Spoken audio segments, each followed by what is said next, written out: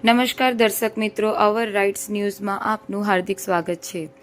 આજ રોજ મહારાણા પ્રતાપ જન્મ જયંતિ તિથિ અનુસાર મહારાણા પ્રતાપ સમિતિ ટ્રસ્ટ દ્વારા કીર્તિસ્તંભ ગ્રાઉન્ડ ખાતે ગૌરવ યાત્રાનું આયોજન કરવામાં આવ્યું હતું। આ ભવ્ય યાત્રા મહારાણા પ્રતાપના શૌર્ય, નેતૃત્વ અને રાષ્ટ્રપ્રેમને સન્માન આપવા માટે યોજાઈ હતી।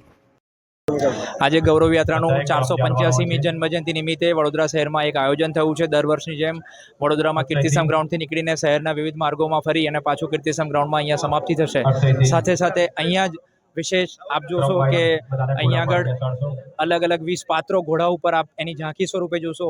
ઓપરેશન સિંદૂર અને વન નેશન વન ઇલેક્શનનો પણ એક ઝાંખી છે। તો ઇતિહાસ, વર્તમાન અને ભવિષ્ય શું હોવું જોઈએ ભારતનું, એ તમામનો સમન્વય કરીને એક આયોજન થયું છે ગૌરવ યાત્રાના સ્વરૂપમાં, જેમાં વડોદરાના વિવિધ લોકો, અલગ અલગ સમાજના લોકો જોડાયા છે। પાટીદાર સમાજ, મહેશ્વરી સમાજ, બ્રાહ્મણ સમાજ, મરાઠી સમાજ, દરેક લોકો આમાં જોડાયા છે।